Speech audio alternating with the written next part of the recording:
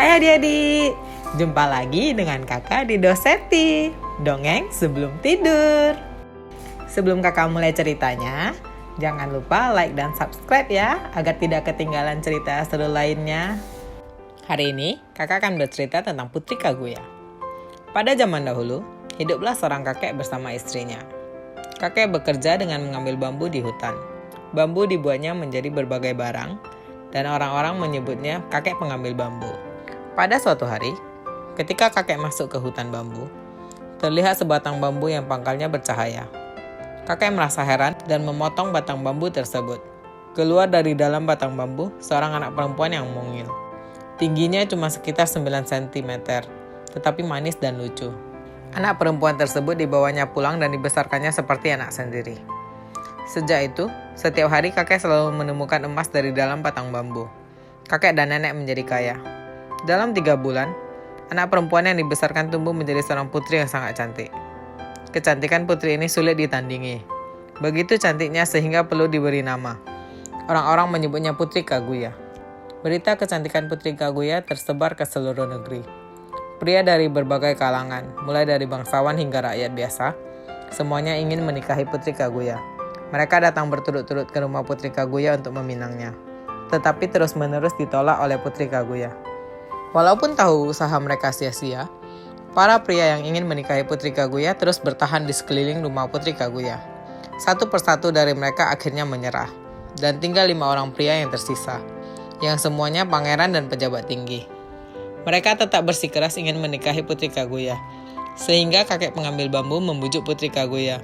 "Perempuan itu menikah dengan laki-laki, tolong pilihlah dari mereka yang ada."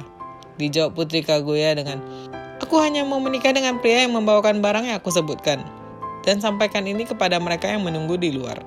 Ketika malam tiba, pesan Putri Kaguya disampaikan kepada kelima pria yang menunggu. Pelamar masing-masing diminta untuk membawakan barang yang mustahil didapat. Mangkok suci Buddha, dahan pohon emas berbuah berkilauan, kulit tikus putih asal kawah gunung berapi, mutiara naga, dan kulit kerang bercahaya milik burung walet. Pelamar pertama kembali membawa mangkok biasa. Pelamar kedua membawa barang palsu buatan pengrajin. Dan pelamar ketiga membawa kulit tikus biasa yang mudah terbakar. Semuanya ditolak Putri Kaguya karena tidak membawa barang yang asli. Pelamar keempat menyerah akibat dihantam badai di perjalanan. Sedangkan pelamar kelima tewas akibat patah pinggang. Berita kegagalan ini terdengar sampai ke Kaisar, yang menjadi ingin bertemu dengan Putri Kaguya. Kakek pengambil bambu membujuk Putri Kaguya agar mau menikah dengan Kaisar. Tetapi Putri Kaguya tetap menolak dengan berbagai alasan. Putri Kaguya bahkan tidak mau memperlihatkan dirinya di depan Kaisar. Kaisar akhirnya memutuskan untuk menyerah setelah saling bertukar puisi dengan Putri Kaguya. Musim gugur pun tiba. Putri Kaguya menghabiskan malam demi malam dengan memandangi bulan sambil menangis. Kalau ditanya kenapa menangis, Putri Kaguya tidak mau menjawab. Namun, ketika tanggal 15 September semakin dekat, tangis Putri Kaguya makin menjadi. Putri Kaguya akhirnya mengaku, "Aku bukan manusia bumi. Tanggal 15 ini pada saat bulan purnama aku harus kembali ke bulan." Identitas sebenarnya Putri Kaguya disampaikan kepada Kaisar. Prajurit-prajurit gagah berani diutus Kaisar untuk melindungi Putri Kaguya dari jemputan orang bulan. Malam bulan purnama itu pun tiba.